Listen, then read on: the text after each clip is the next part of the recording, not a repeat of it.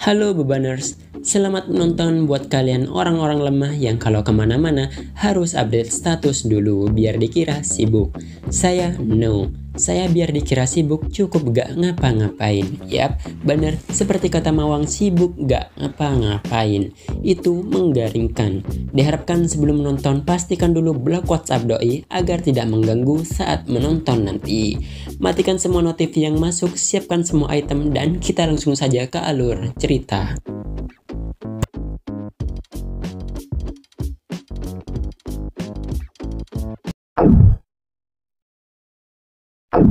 Film diawali dengan seorang agen FBI bernama Tony Cruz, sebut saja Tony.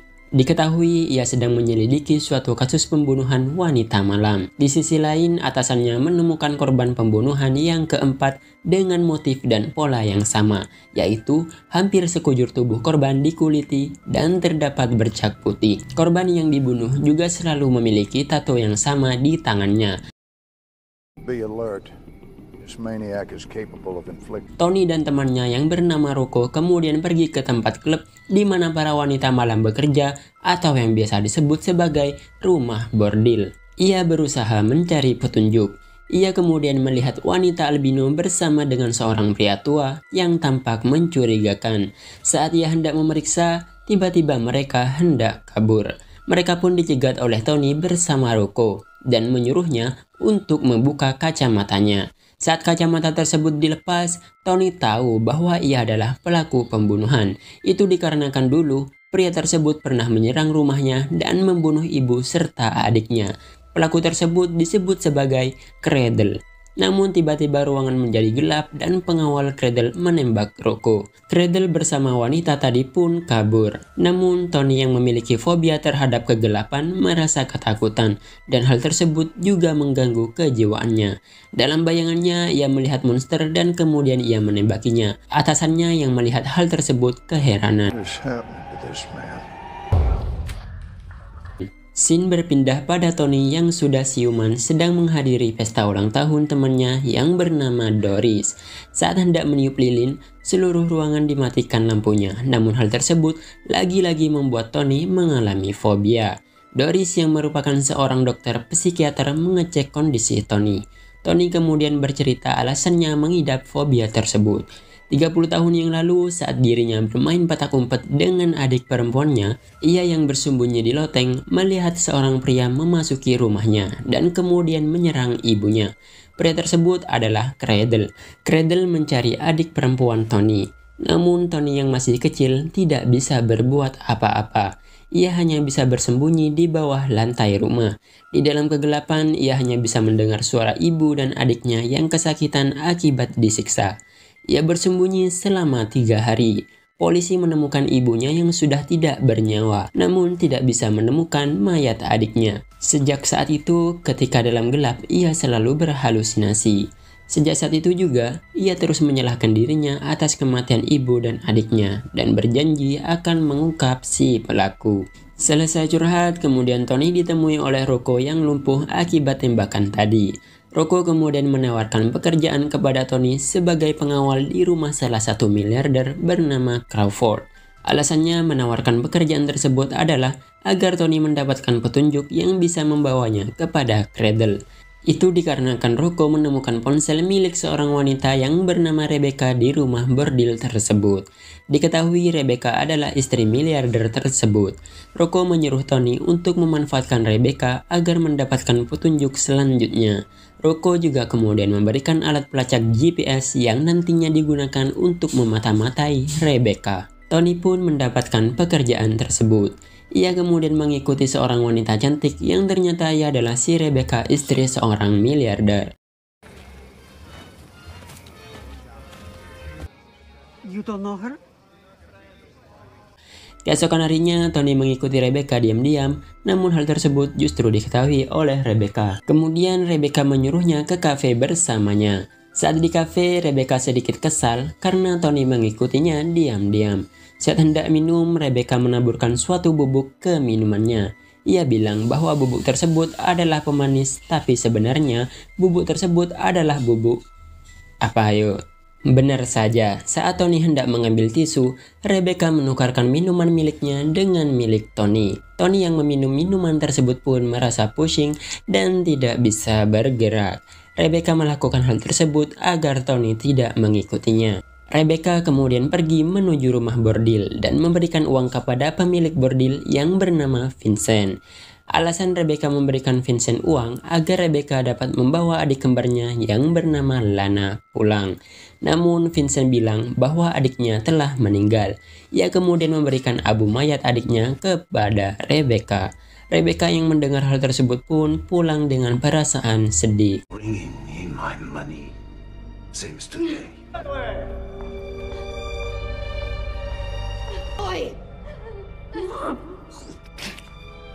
Tony yang sudah dalam kondisi normal tiba-tiba melihat Rebecca tidak sadarkan diri.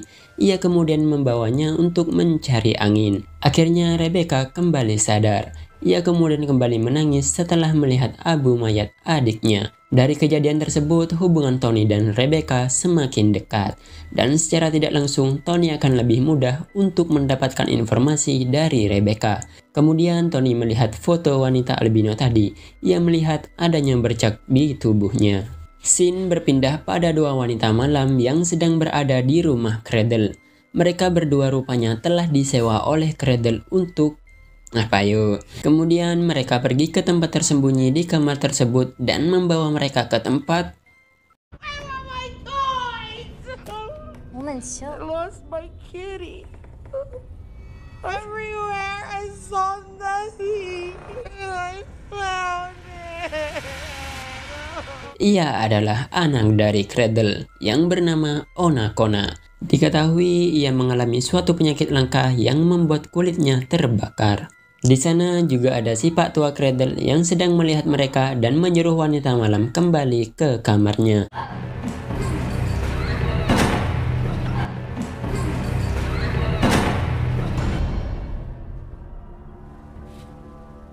Tiba-tiba para wanita malam tadi diikat oleh si Cradle dan gak ada otaknya ia membius dan menguliti wanita-wanita tersebut. Ternyata alasan ia menguliti para wanita adalah nantinya kulit para korban tersebut akan ditambal pada kulit anaknya yang mengalami penyakit. Anjir.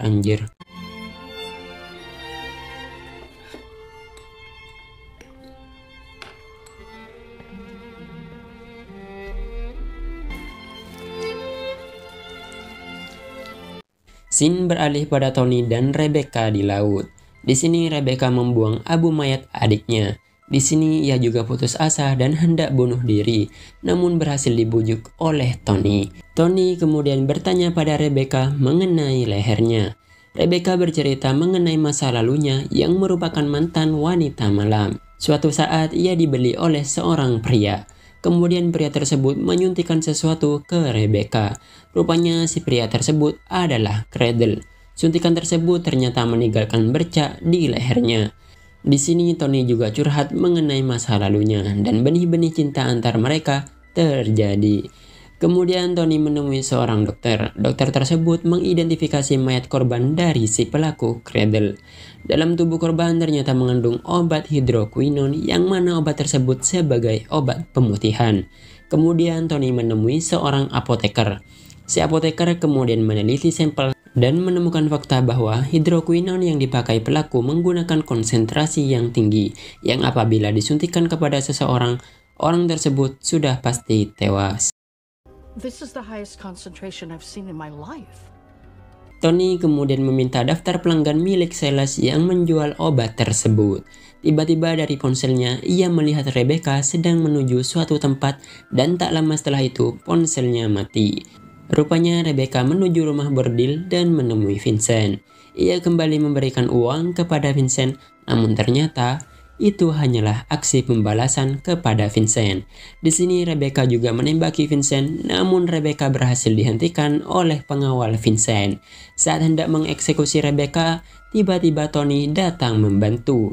Tony juga bertanya kepada Vincent mengenai keberadaan Cradle. Vincent kemudian memberitahu bahwa Cradle adalah pelanggannya. Ia membeli para wanita malam dari Vincent dengan harga yang mahal. Namun Vincent berhasil kabur dan membawa Rebecca bersamanya.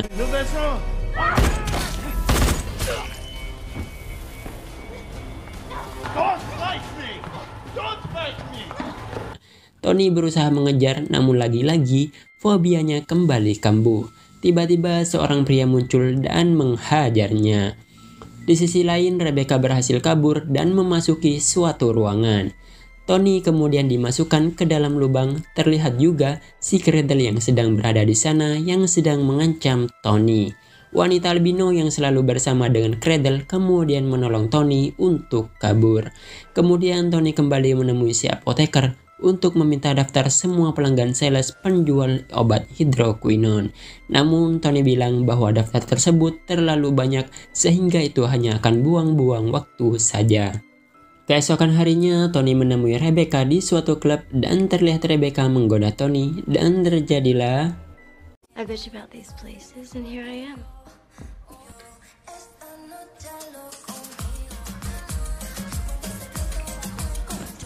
Paginya, Tony dan atasannya menemukan si wanita albino meninggal. Ia tahu bahwa si wanita tersebut meninggal karena ia membantu Tony kabur. Di sini Tony merasa menyesal karena tidak bisa menyelamatkannya. Ia yang berhutang budi pada wanita tersebut kemudian pergi ke rumah orang tua si wanita. Selain mencari petunjuk, di sini ia juga mengabari kepada orang tua si wanita bahwa anaknya telah meninggal. She saved my life. Sorry.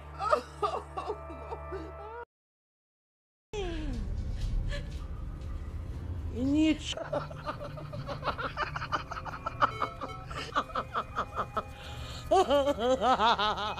Di tempat berbeda, terlihat si Cradle akan melakukan eksekusi lagi kepada seorang wanita malam. Dari pembicaraan mereka diketahui alasan si Cradle melakukan aksi pembunuhannya adalah karena rasnya dituduh melakukan suatu pembunuhan. Kemudian ras Cradle diusir oleh pemerintah Amerika dengan menyemprotkan radiasi yang membuat kulit anaknya selalu melepuh terbakar. Itulah alasannya kenapa ia selalu menguliti wanita Amerika. Kulit si korban nantinya akan ditambal pada tubuh anaknya. Technology. Didn't do it for the money. We wanted the soul. Di tempat berbeda, Rocco berhasil mendapatkan plat nomor kendaraan milik Cradle. Ia bersama rekannya yang lain kemudian pergi ke tempat yang dicurigai. Benar saja, rumah tersebut adalah rumah milik Cradle. Hal tersebut dibuktikan dengan banyaknya kulit kepala manusia yang ditempelkan di dinding. Namun saat ia keluar dari rumah tersebut, tiba-tiba si Pak Tua Cradle muncul dan membunuh mereka. Tak lama setelah itu, Tony juga tiba di rumah tersebut. Namun ia tidak sengaja terkena jebakan si Pak Tua yang membuat kakinya terluka. Ia pun menyusuri setiap sudut rumah dan menemukan ruang rahasia di bawah tanah. Ternyata di ruangan tersebut terdapat para wanita yang sedang dikurung dan nantinya akan dikuliti. Tony pun melanjutkan penyusurannya. Ia melihat mayat yang membusuk dan menemukan alat yang digunakan sebagai eksekusi para wanita. Tak jauh dari tempat tadi, ia kemudian menemukan anak dari Cradle. Whoa.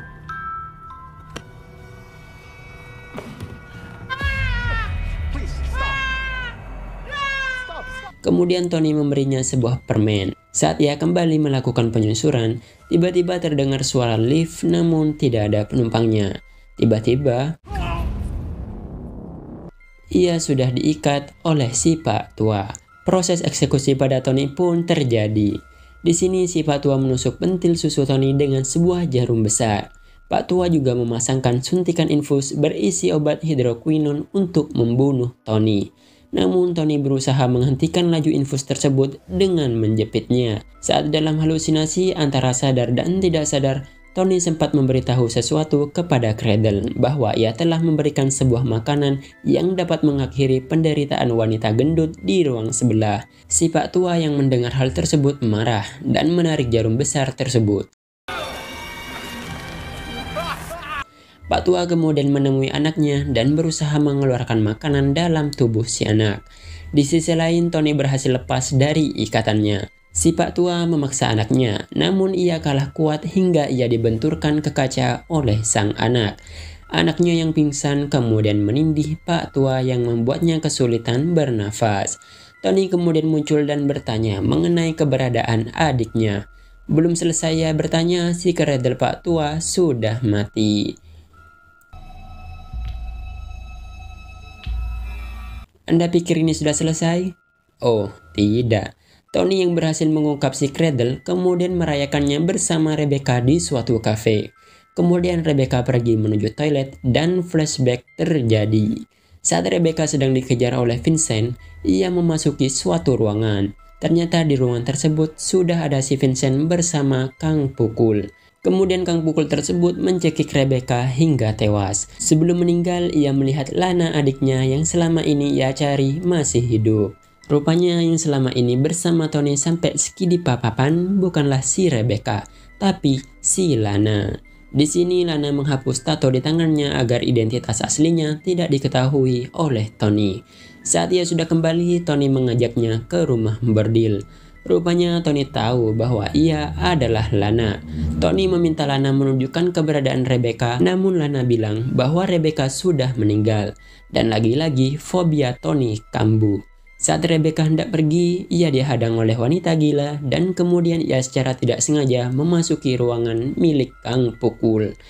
Kang Pukul yang melihat rambut blonde milik Lana kemudian membunuh Lana. Diketahui Kang Pukul membenci rambut blonde. Saat ia melihatnya, maka ia akan membunuhnya. Edan. Tony yang sedang sekarat akibat fobia kemudian didatangi oleh si Kang Pukul. Ia sempat menembaknya, namun tembakan tersebut tidak berarti. Saat hampir membunuh Tony, tiba-tiba Kang Pukul tak sadarkan diri. Dalam ketidaksadarannya, Tony melihat bayangan adiknya. Adiknya kemudian menunjukkan fakta yang sebenarnya. Pada saat kejadian tersebut, adiknya berhasil lari menuju jembatan. Tak ada jalan lain, adiknya kemudian memilih untuk terjun dari jembatan tersebut. Bayangan adik dan ibunya pun muncul. Mereka bilang bahwa kejadian tersebut bukanlah salahnya Tony. Ia harus bisa memaafkan dirinya sendiri. Kemudian ia pun terbangun dan terlihat fobia yang dialaminya sudah hilang. Ia pun kemudian mencari Vincent dan kemudian membunuhnya. Di akhir film, Tony menjadi terkenal dan mendapatkan promosi jabatan. Film pun berakhir. Film ini memiliki banyak nilai dari seorang pria dengan trauma masa kecil yang menghambatnya dalam mengungkapkan pembunuhan ibu dan adiknya, dari seorang ayah yang rela melakukan apapun demi anaknya, dan seorang wanita malam yang selalu mencoba mengajak adiknya bertaubat. Film ini secara tidak langsung memberikan penilaian seorang wanita malam yang derajatnya begitu rendah. Walaupun terdapat aksi sadis, namun film ini recommended lah buat kalian. Mungkin itu saja dari saya. Bagi kalian yang sudah menonton, bagaimana pendapat kalian tentang film ini? Silahkan tulis di kolom komentar dan jangan lupa tekan tombol like dan subscribe untuk mendukung channel ini. Kalau merasa konten kita menarik, jangan lupa share ke teman, keluarga, pacar, selingkuhan, atau siapa aja lah, terserah. Jadilah beban keluarga yang berguna bagi orang lain. Tunggu video kita selanjutnya. Terima kasih and see you next time.